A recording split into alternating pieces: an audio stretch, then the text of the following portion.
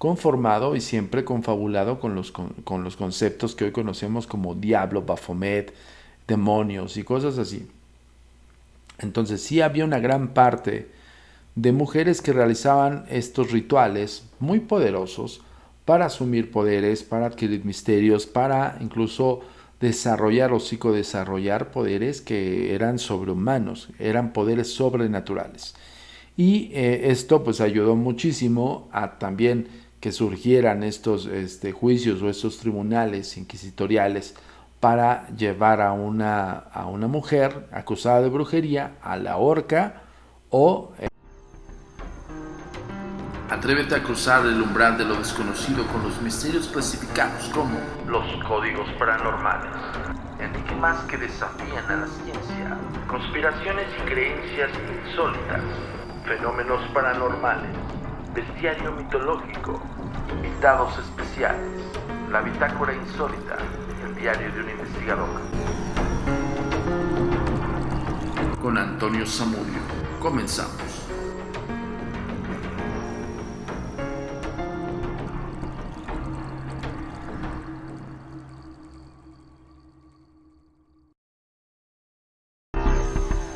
Tu comunicación con nosotros es muy importante. Ponemos a tu disposición las redes sociales. Facebook, Agencia Mexicana de Investigación Paranormal. Instagram, @amiparanormal_ y @turinsólito. Twitter, @amiparanormal y @agentes de negro. Suscríbete a nuestro canal de YouTube, A Mí Paranormal de los Agentes de Negro y Agentes de Negro. TikTok, @amiparanormal. Nuestro sitio oficial web, www.agentesdenegro.com.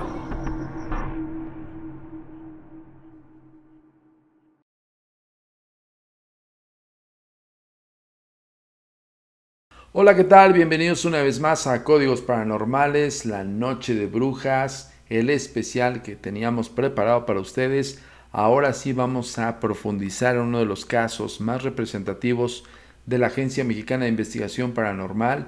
Lo recibo con muchísimo gusto, Antonio Zamudio, director de la agencia y por supuesto también de los Agentes de Negro.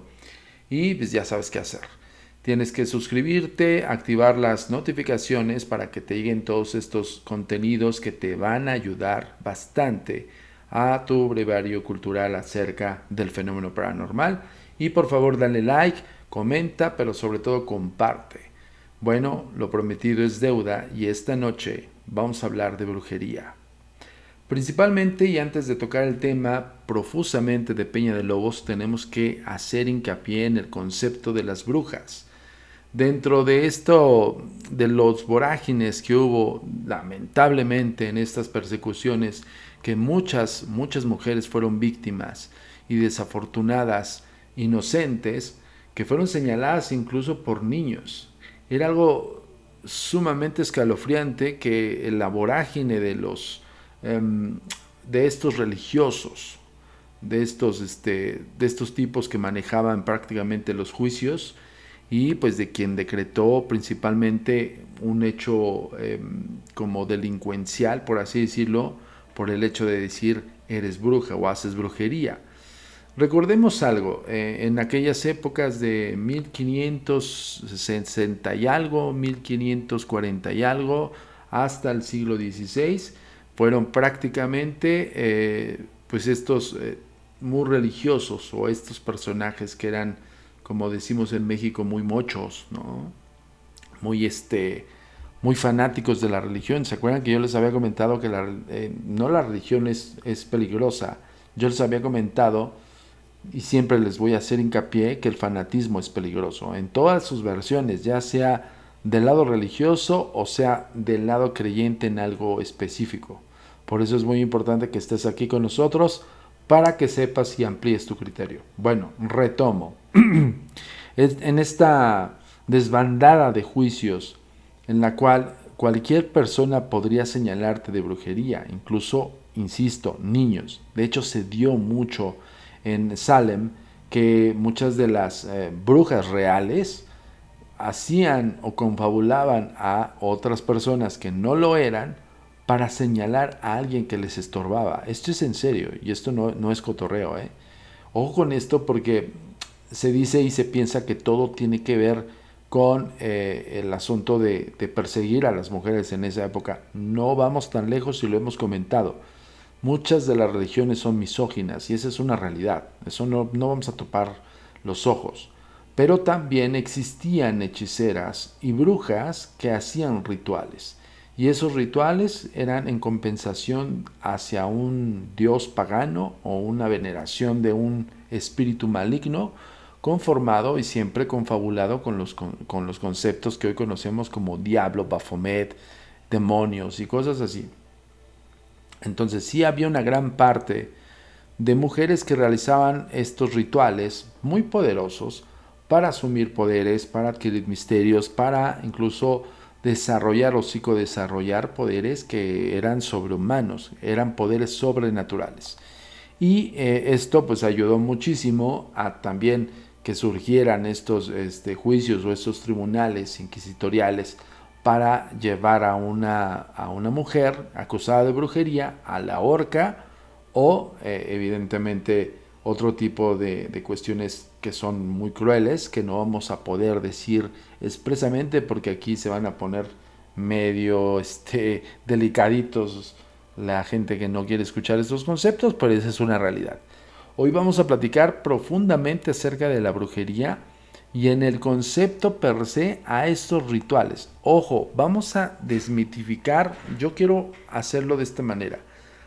El realizar una desmitificación es bajo los conceptos de investigación que nosotros hemos realizado y que nos hemos concentrado en las hechiceras o en las brujas que son criaturas nocturnas. Ojo, lo dije bien, son criaturas nocturnas, no son criaturas, son criaturas, porque se crean en sí desde una persona que empieza a entregarse a estos rituales, que hace de alguna manera evocaciones, invocaciones y puede tener contacto con algún señor negro, con algún duque negro, un demonio o principalmente uno de los de jerarquía más alta, que usualmente son de jerarquía media a baja.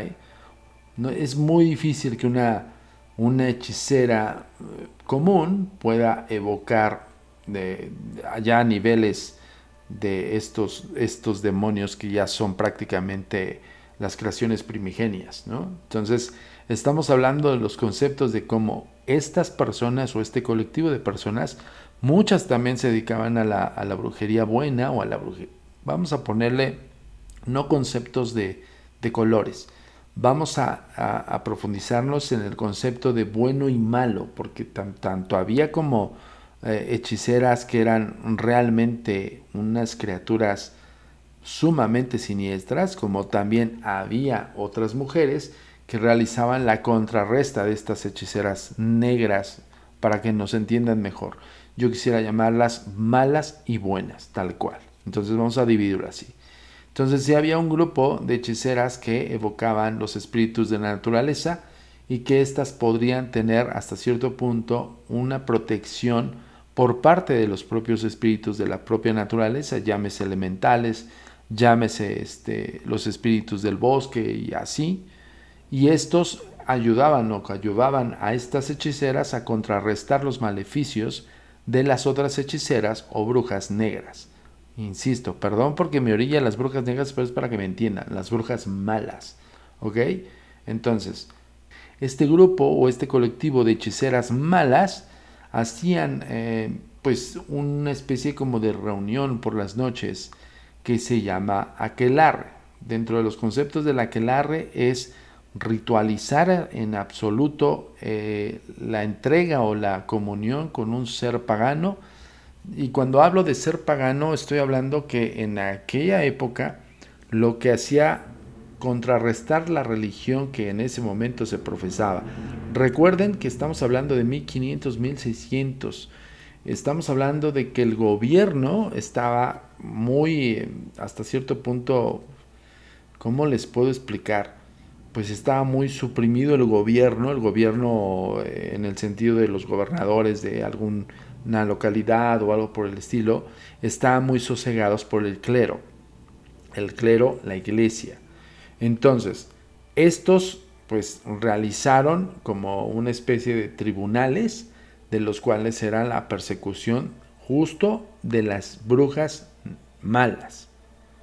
A ver, aquí igual voy a empezar a pisar callos y de repente van a empezar a escribir, es que no hubo, sí hubo una misoginia, sí hubo una persecución, sí hubo un genocidio, eso no lo podemos quitar de la historia, pero tampoco puedo justificar que todas las mujeres de aquella época se portaban bien. No, había hechiceras oscuras, no negras, oscuras, que tributaban incluso niños.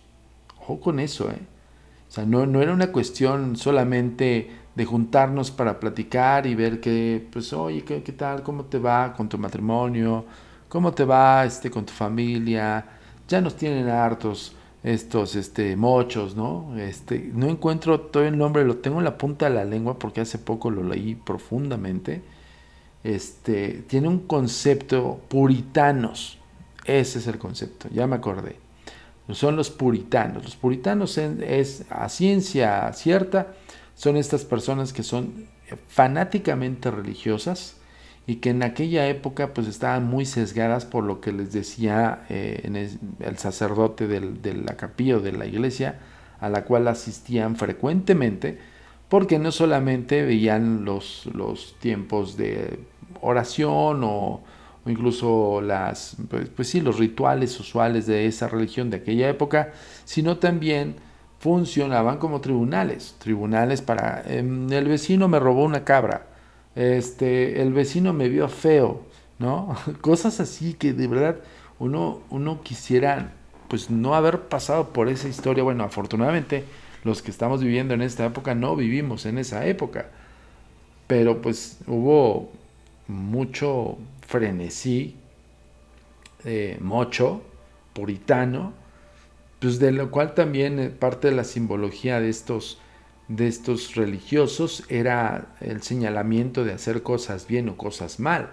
El tribunal no solamente te veía si te robabas una vaca o una cabra, sino también te veía si volteabas a ver con lascivia, por ejemplo, ¿no?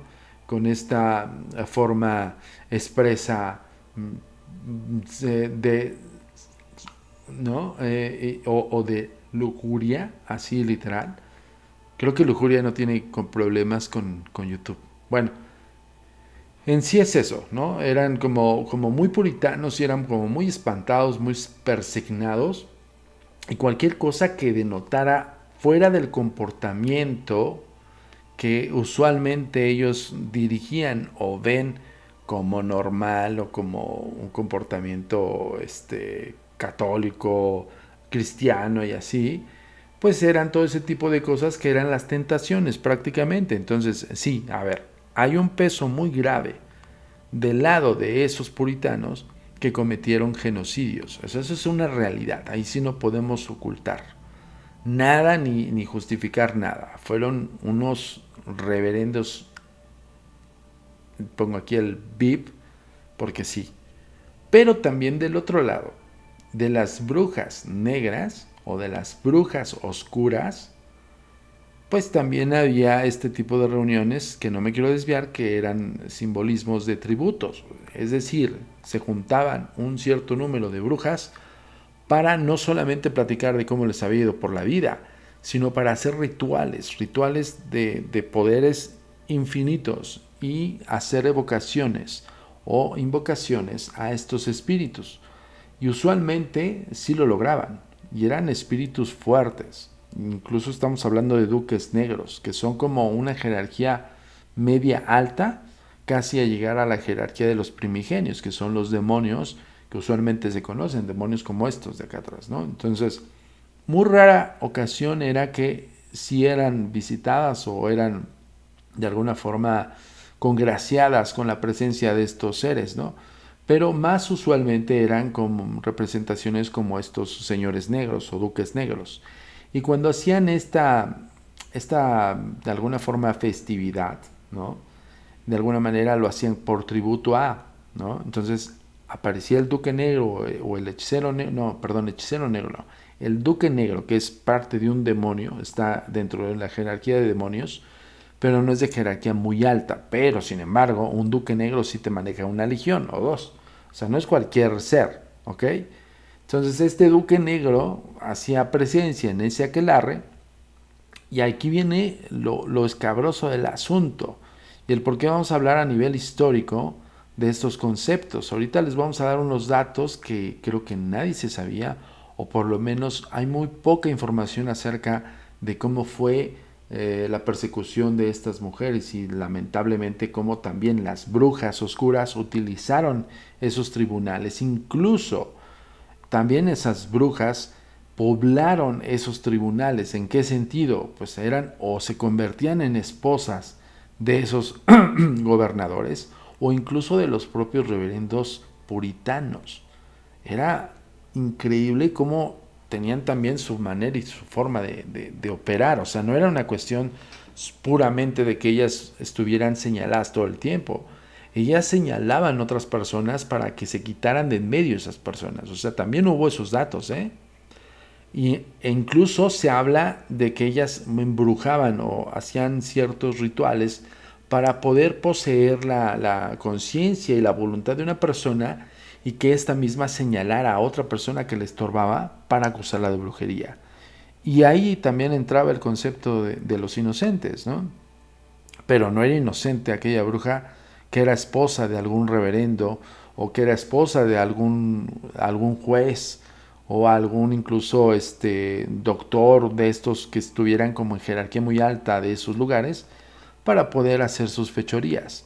Ahora, vienen los conceptos que, ojo, si no estás listo ni preparado para esta información, yo te recomiendo que saltes el video directamente al caso de la bruja Nahual, porque estos conceptos a muchas personas pues no son como tan bonitos, porque bueno, hay una concepción acerca de las brujas. Todo mundo ha visto o tiene esta forma o esta idea de que una bruja vuela con una escoba, ¿no? La mayor parte de las literaturas, de cuentos acerca de las brujas, de estas personas que hacen rituales, y pues bueno, que lo simbolizan en los cuentos clásicos de brujería o cuentos de brujas y princesas, siempre pintaban a estas que se montaban en su escoba y se salían volando. Aquí va la cruenta y la... Híjole, a ver si YouTube no se pone punky con esto, pero yo lo he comentado en otras entrevistas, siempre lo he comentado y siempre lo he dicho, desde que nosotros empezamos a abordar los casos de criaturas nocturnas y de que estas grandes hechiceras pues no solamente eran sumamente sabias, sino también hacían las cosas por algo, o sea, no era de okis, no era de gratis. Y pues bueno, dentro de los conceptos de la escoba de la bruja, no era más que dentro del aquelarre o de las reuniones que evocaban e invocaban a este duque negro o demonio de jerarquía media-baja para que este demonio se presentara y les otorgara demonios familiares. Ese concepto de demonios familiares va ligado también a otro mito que se cree o se cuenta que las brujas evidentemente siempre las pintaban no solamente con una escoba, sino también con un caldero, que era por lo regular una especie de olla grande donde hacían como una chimenea o estaban haciendo alguna pócima en su caldero. Estaba su escoba y había un animal. Usualmente era un gato, era un perro, era un búho, era una serpiente, un búho, una lechuza, ya lo dije, lechuza o búho, y pues bueno, otros animales como rastreros, animales que no son tan amigables, vaya, algunas tenían gallos negros, otras, bueno, de ahí empiezan las versiones medievales también acerca de los animales imposibles, ¿no?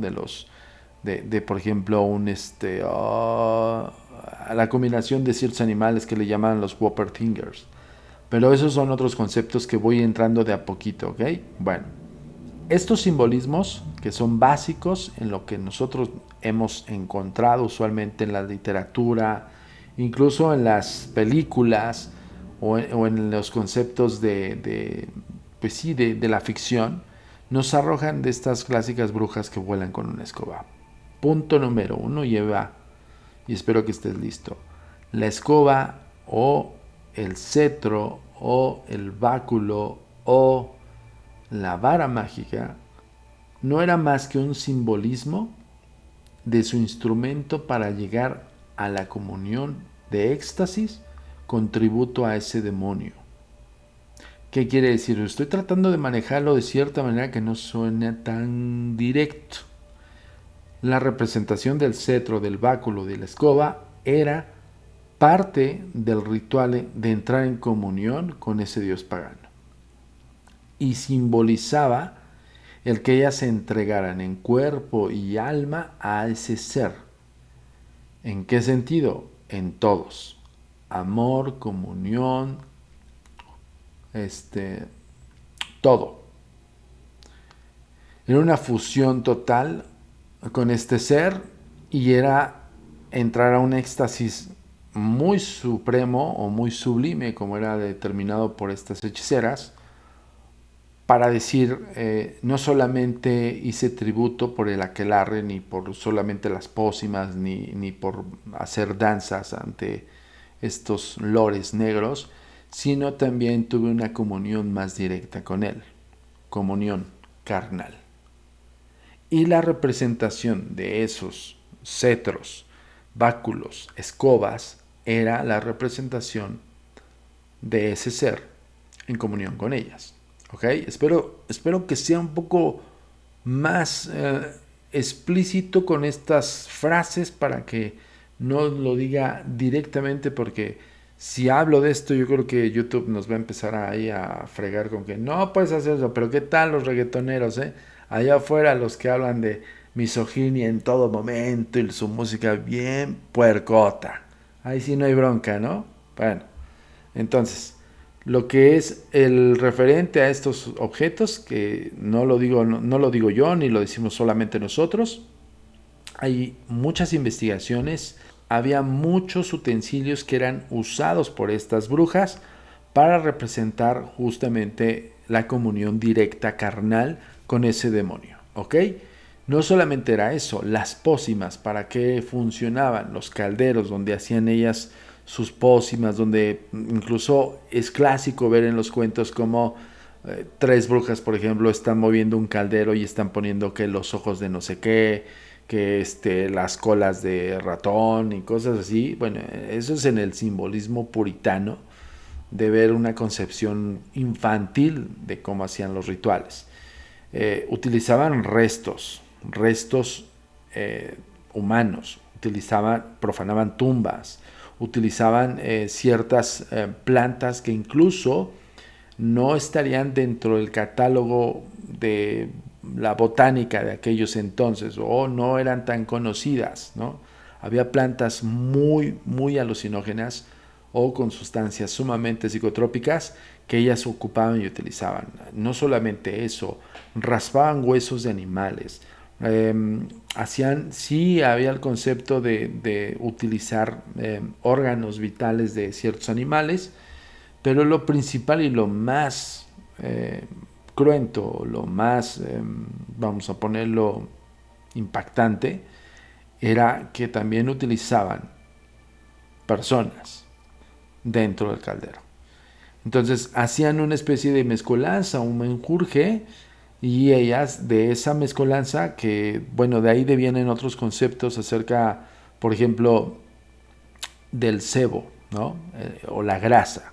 Entonces utilizaban mucho la grasa de muchos seres vivos y de todo, animales, personas, de todo. Entonces hacían estos como ungüentos, y luego ya cuando empezaban a hacer como las danzas y demás, sacaban el caldero del fuego, dejaban que este ungüento se evaporara hasta cierto punto, lo líquido, y se formara una especie de cera, por eso digo ungüento, y utilizaban este ungüento y lo untaban en sus cetros, en sus báculos, en sus escobas. Ya les dije, tenía todo tipo de sustancias, todo tipo de animales, todo tipo de extremidades y todo, y hacían la danza de incomunión carnal con ese dios pagano. Muchos, incluso retablos medievales y grandes pintores, eh, pues las ilustraban así, ¿no? Como en círculo, siempre alrededor de un caldero y con escobas entre sus piernas. Y eso era el contexto literal, no que volaban. Sentían que volaban porque todas las sustancias que ellas untaban en el cetro también eran parte de consumirlo. Entonces no solamente era por ahí, sino también lo consumían y en una danza de éxtasis, cuando entraba o cuando hacían como una especie de comunión directa con este dios pagano o este duque negro, se manifestaba y el duque negro les decía, ¿qué es lo que quieres? Te voy a dar lo que tú quieras, porque se hacían prácticamente esposas de ese dios pagano, o eran prácticamente sus mujeres. Entonces él otorgaba, o este ser otorgaba, pues misterios, hechizos, sabiduría, principalmente sabiduría, porque muchas personas tienen ahí el contexto un poco raro. Incluso hay historias que son detalladas a nivel documental que hablan mucho de hacer millonario a alguien, ¿no? O hacer rico a alguien. Y no precisamente era de que te aparecieran monedas de oro o que llegaran animales solos. Por ejemplo, en el concepto de esa época, el que tenía mucho dinero es que tuviera mucho ganado, que tuviese un montón de ovejas y cosas así.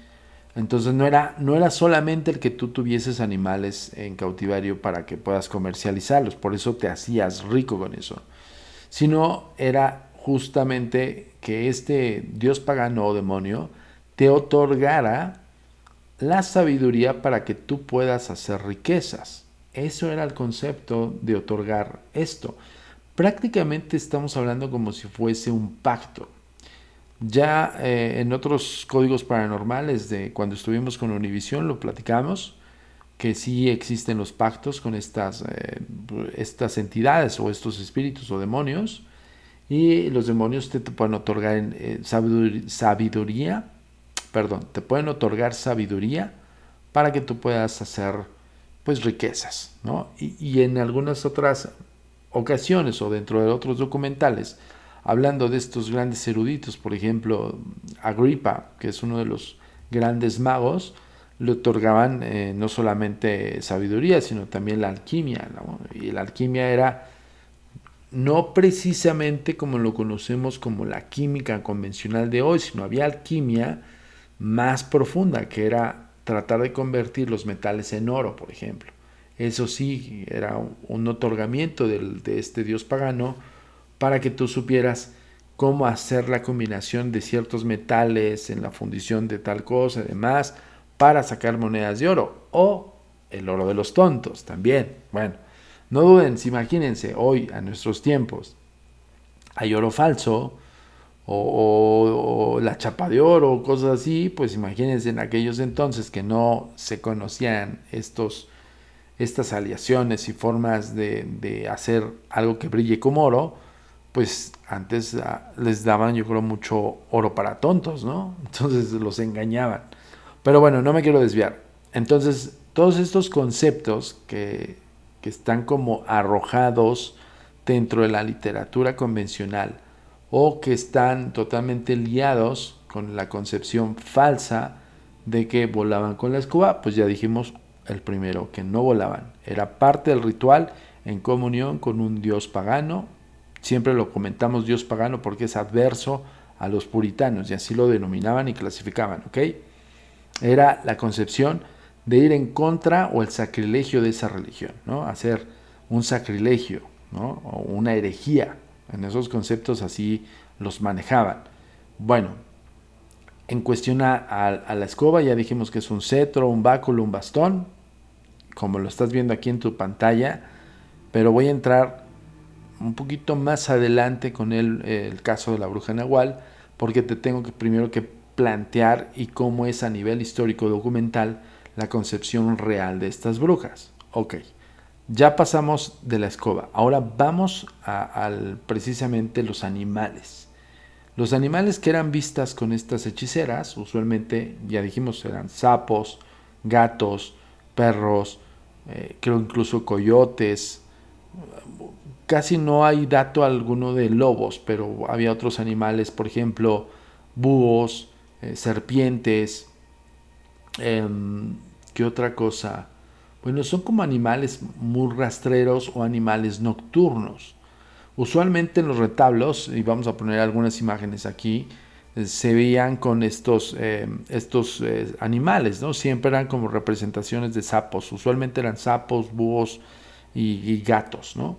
Entonces, dentro de otros escritos, no propiamente de los retablos, sino unos escritos de cazadores, de brujas, empezaron a hacer como el documento acerca de que estos animales no eran animales comunes, sino que eran animales que eran otorgados por ese duque negro, o ese diablo, o ese Baphomet, o como quieran llamarlo, demonio, que dentro de de la comunión que hacían en el aquelarre cuando era abocado, estos les otorgaban la manera también de hacer sus fechorías o sus brujerías, ayudadas por estos animales, que eran representación de animales, pero al final del día eran demonios de jerarquía muy baja.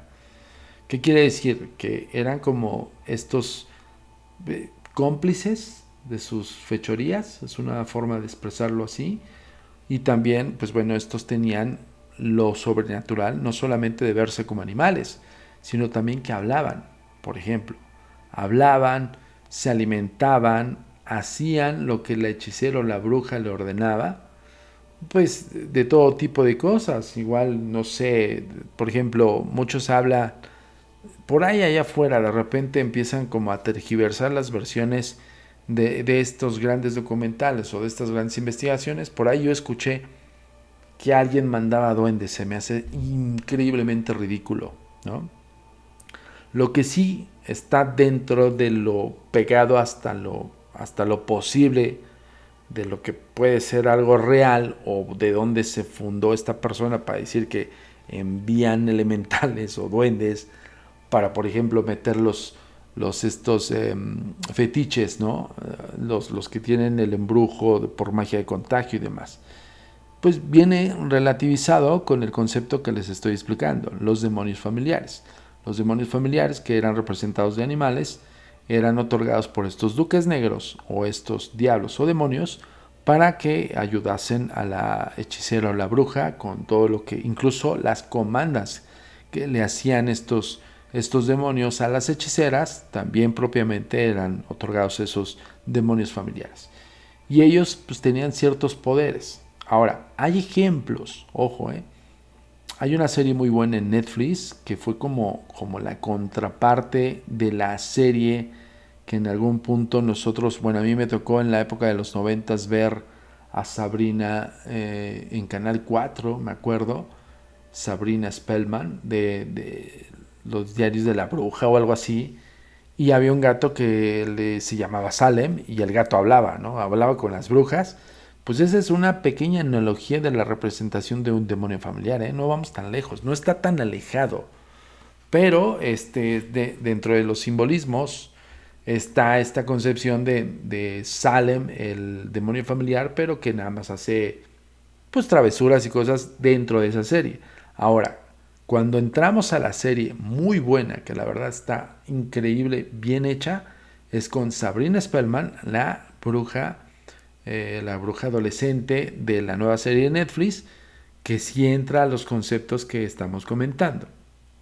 O sea, sí es ver una joven bruja que se está siendo iniciada y así, pero los conceptos de ser parte de esa comunidad de brujas y hacer aquelarres y tributos y entregarse y casarse, eso es real, ¿eh? O sea, eso no está alejado de la realidad. Que déjenme decirles algo, en algún punto supe, no sé, ustedes infórmenos aquí, coméntenos, pero supe que esa serie trataron de censurarla. O sea, sí hubo un momento en el cual dijeron está muy fuerte, está incitando a la adoración pagana. Imagínense, si estamos hablando de 1560, 1570 al 2023 y todavía hay puritanos conservadores allá afuera que una serie piensan que va a tergiversar o va a inducir, híjole, pues bueno, a ver, no me quiero escuchar justificando a los puritanos conservadores de hoy, pero por ejemplo, les voy a un ejemplo que yo sí lo vi dentro de una serie que salió muy buena antes de que salieran estas series de Netflix y esta otra serie. Incluso cuando nosotros vimos la primera serie de Sabrina, pues estaba muy fresa, estaba muy light, te hacía reír, pues estaba chistosa. No era una cuestión no es como Sabrina, la de Netflix, que sí te hacen pensar y está muy buena, muy bien hecha. Pero si me ponen a contextualizar el por qué hay veces que hay series que involucran y que de alguna forma fascina mucho al espectador, que empieza a sentirse como tal, sí sucedió, no vamos tan lejos. Hoy por hoy, y yo le he comentado en otras entrevistas acerca del tema de brujas, muchas de las brujas que hoy se conocen son brujas wannabes. Son brujas por fascinación del tema, son brujas porque se sienten así, o son brujas porque vieron American Horror Story, la serie que se llamó, bueno, en la temporada que se llamó Salem. No, perdón, Salem no. Salem es otra serie que está buenísima, archi recontra recomendada. Esa serie está muy apegada a los escritos del Martillo de las Brujas, el Maleus Maleficarum, ¿no? Pero esa se llama Salem, perdón, no me quiero desviar, pero muchas de hoy, las chicas que vieron American Horror Story, que en su temporada se llamó Coven o Aquelarre, empezaron a sentirse brujas, porque había estas como 5 o 4 brujas como de generaciones, y estaba la bruja millennial, ¿no? Entonces, la bruja millennial, pues ya saben, nice así, todo el rollo, incluso sus sombreritos así como de moda y así, ¿no? Está chistosa, pero sí tiene un impacto en el espectador, principalmente espectadoras, que después de esa serie se empezaron a formular grupitos de que somos brujas, ¿no? Y eso que en la época de los 90 nos tocó ver, pues la que les comenté, que ahorita se hizo para Netflix, y otra que se llamaba otra vez como Jóvenes Brujas o algo así, que eran de 3 chavas, 3 actrices americanas que eran brujas y hacían rituales y demás, que luego ya después se la super mega fumaron porque empezaron a meter pues que creo que concretaban casos criminales, ¿no? Está muy loca. Esa estuvo aburridísima, pero sí tocaban el concepto del libro de las brujas, por ejemplo, ¿no? Los grimorios que se hacen, que las grandes hechiceras hacen grimorios para evocación e invocación de estos demonios, que es el libro de las brujas, las pócimas y todo lo que les otorga ese duque o demonio que ha sido evocado, invocado para poder tener una comunión y que se entrega en esa comunión, pues el demonio les otorga ese tipo de misterios. Esos son los misterios. El saber hacer un hechizo, el saber, pero ojo, no es el hocus pocus, hay que marcar una gran diferencia porque no me quiero como meter en así como hacerme bolas.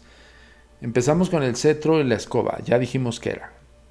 Y fuimos directamente con los animales y puse de ejemplo el gato de esa serie. Y que hoy puedes ver en esa otra serie de Netflix, también tiene un familiar y es representado por un gato. Bueno, estos animales que eran representaciones base de esas brujas que eran que estaban dentro de un aquelarre y que entraron en comunión con este demonio, pues eran demonios pequeños. Y esos demonios pequeños deberían ser alimentados por las brujas.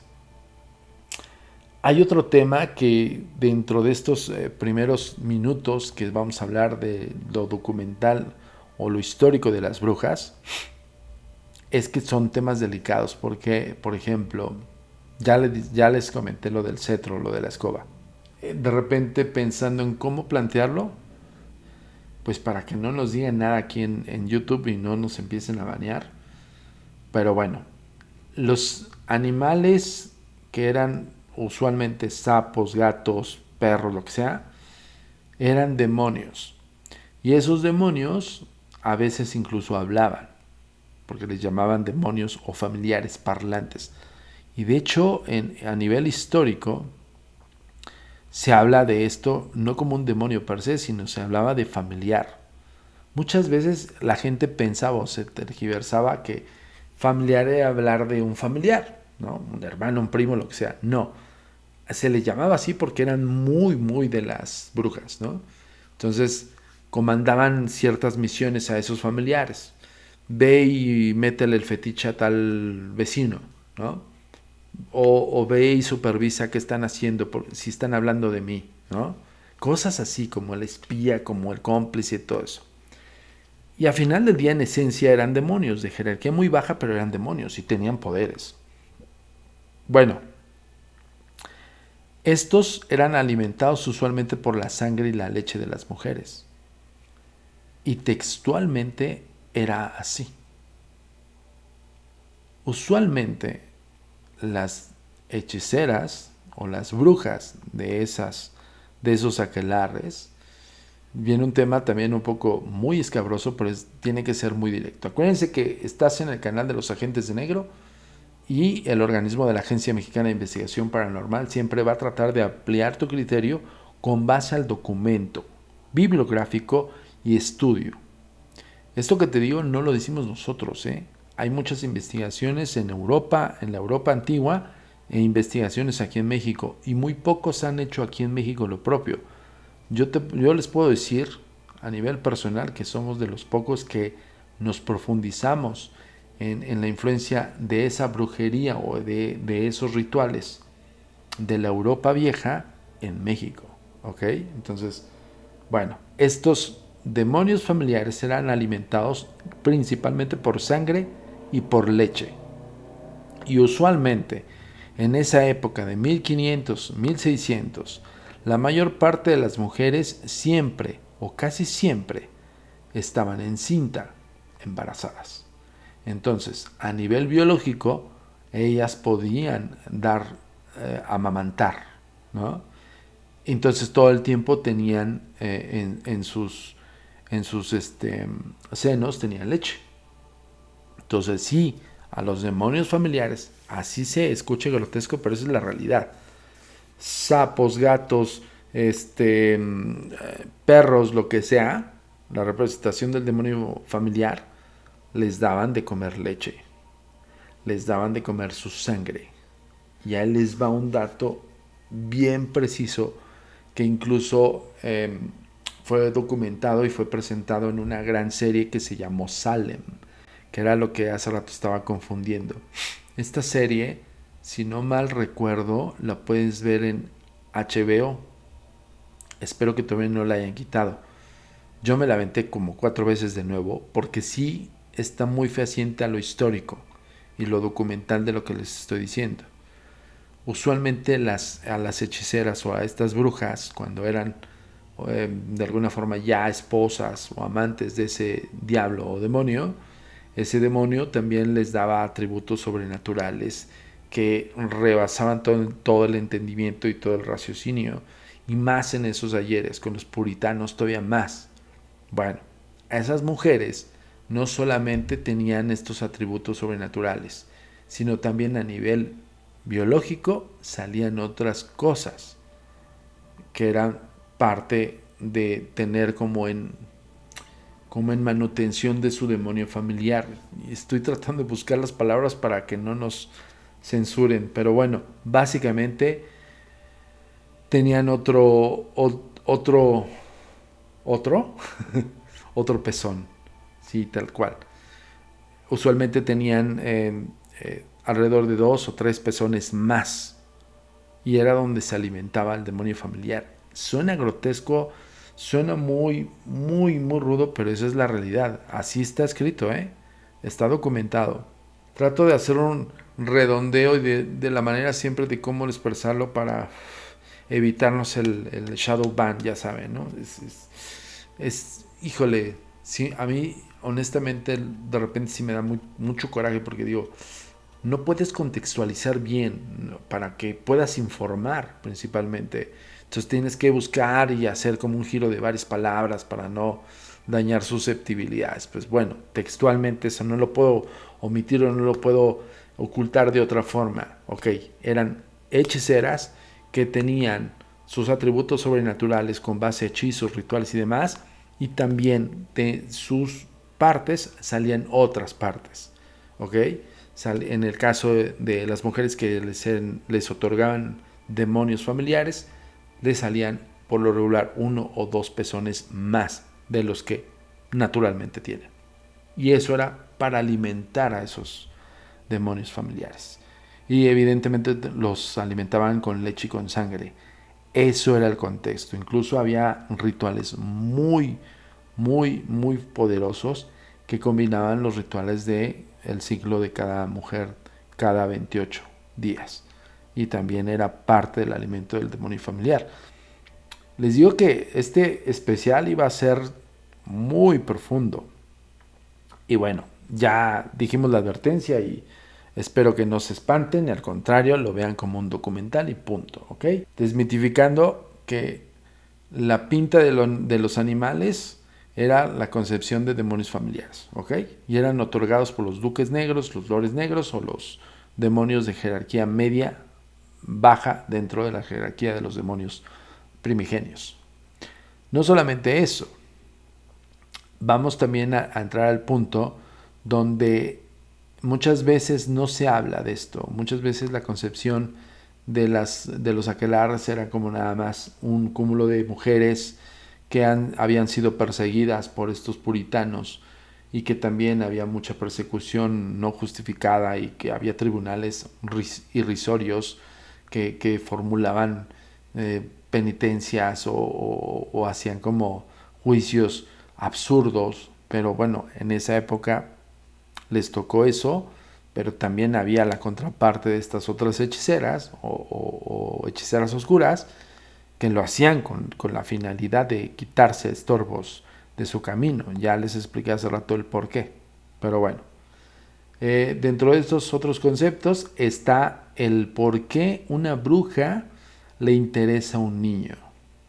Y ese es otro concepto que espero no nos vayan a banear, porque sí vamos a hablar la realidad de esas brujas con el tributo a esos dioses paganos, demonios y demás, para otorgarles el sacrificio.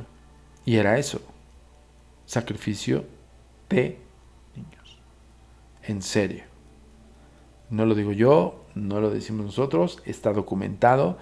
Principalmente incluso esos rituales se dieron mucho en la época de 1550 a 1670 aproximadamente, no, poquito menos, a 1650 aproximadamente 100 años. Y se daban estos rituales de sumo poder. De ahí deviene un concepto que lo hemos platicado muy pocas veces o lo hemos platicado incluso hasta cierto punto con sus reservas en otros canales, justo pues para evitar el baneo, pero sí, las hechiceras oscuras hacían sacrificios y principalmente eran de infantes. Entonces, no solamente eran recién nacidos, sino también incluso podían hacer con sus pases mágicos o con este otorgamiento de poderes sobrenaturales, hacer pasar del vientre de una persona encinta a, por ejemplo, utilizaban animales para sustraer el producto a nivel mágico. Incluso hay varias películas que lo han detallado, pero pues tiene base. O sea, no al director se le ocurrió ni al escritor, no. Se basó en los escritos documentales de estos que estamos mencionando el día de hoy y sí hacían eso. O sea, sí tenían el poder. No hay una aseveración como tal, pero por ejemplo, estás hablando de tener un animal que habla contigo y además ese animal te ayuda a las fechorías, pues bueno, ¿qué te puedes esperar cuando sustraían el producto de una mujer en cita y lo pasaban a un vientre de un animal para después sustraerlo y otorgarlo en tributo o en ofrenda? Increíble, pero cierto, así era. Bueno, por eso también hubo una gran persecución, no solamente de estas mujeres que lamentablemente también fueron enjuiciadas por un absurdo, ¿no? de los puritanos. Si también existieron los cazadores, y los cazadores no precisamente eran reverendos. Muchos sí, muchos se iniciaron como reverendos y después se enrolaron a la búsqueda y la cacería de brujas, pero de las brujas oscuras. A un cazador casi no le importaba, o más bien ni le venía ni le beneficiaba en nada, tal vez interceder por alguna mujer que haya sido enjuiciada por el tribunal puritano, ¿no? Ellos estaban más ocupados buscando estos aquelarres para poder desintegrarlo, para poder cazar a esas hechiceras negras. Y bueno, ya en algunas ocasiones hemos platicado del Maleus Maleficarum, pero creo que ese sí va a ser para un episodio específico, porque es bien profundo y también hay que desmitificar muchas cosas de ese que es conocido como el martillo de las brujas, escrito por 2 cazadores de brujas y fueron reverendos también, fueron eclesiásticos, ¿no? Entonces también ahí tiene un sesgo medio raro que no podemos meterlo aquí en este capítulo especial porque ya llevamos casi 50 minutos hablando del nivel histórico de las brujas. Entonces no queremos que sea un capítulo de 4 horas, ¿no? No. Vamos a hacerlo lo más concreto y directo posible sin explayarnos en otros conceptos. Bueno, ya dijimos cuál es la desmitificación de ciertos conceptos. La escoba, el animal que usualmente es pintado junto con ellas, el caldero y los ungüentos, ¿no? Ya desmitificamos el concepto de locus pocus, o sea, no voy a hacer la pócima para que, pues no sé, te vaya mal, ¿no? Eran como ungüentos más precisos para rituales. Y de eso partimos también en el tributo a las ofrendas. Y eran ofrendas de este tipo, principalmente vivos o vivas. No hacían ofrendas específicas ya de la profanación de tumbas, por ejemplo. Eran conceptos más ritualistas, pero más complejos y más profundos. Algo muy parecido a lo que se estilaba y se usaba también en la necromancia o en la nigromancia, que era la adivinación del futuro por medio de los muertos. Y los grandes ocultistas o los altos magos lo hacían profanando tumbas para poder representar a lo que querían comunicar, que era un espíritu de un muerto. Ellas también lo hacían de esa manera, como para evocaciones, pero ya cuando tributaban, ya después de que había sido evocado este demonio, que había hecho un manifiesto de presencia, y no solamente eso, que en ese manifiesto fuese dentro del mismo aquelarre, pues ellas como que entraban en un frenesí de ofrenda, otorgaban estos conceptos. Y es donde vamos a entrar ya directamente al caso de Peña de Lobos. Muchas veces por ahí se preguntan, ¿y por qué en México? México tiene un contexto que va guiado hacia la conquista, Pero creo que para pasar a este episodio primero te tengo que recordar cómo nos sigas en las redes sociales.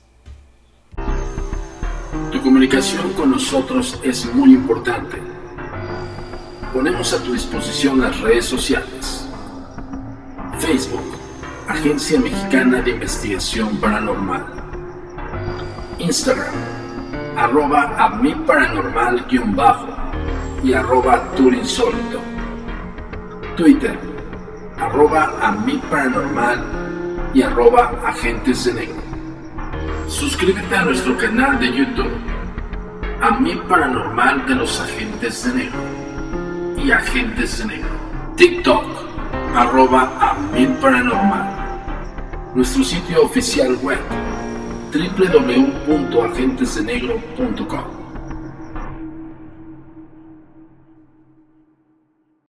Las brujas de Chelmsford. El primer juicio de brujería que alcanzó notoriedad tuvo lugar en el año 1566, en Chelmsford, Essex. Sucedió después de que el Parlamento de Isabel I aprobara en 1563 la ley de brujería, que hacía más rigurosos los castigos para evocar espíritus malignos. 3 mujeres del poblado de Henfield, Peverell, fueron acusadas de maleficium y del uso de un familiar común. Elizabeth Francis fue acusada formalmente de embrujar al niño William Augur y volverlo cojo. Fue considerada culpable y sentenciada a 1 año de prisión. Durante el juicio confesó libremente a un posadero otras actividades, incluyendo relaciones sexuales antes del matrimonio, aborto y asesinato.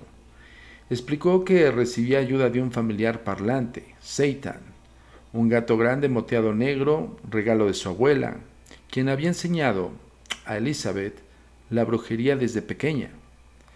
Elizabeth había pedido a Satan que le ayudara a ser millonaria, y el gato inmediatamente trajo varias ovejas a su pastizal, hasta contar 18 negras y blancas. Agnes Waterhouse fue procesada y ahorcada por embrujar a William Finney hasta matarlo.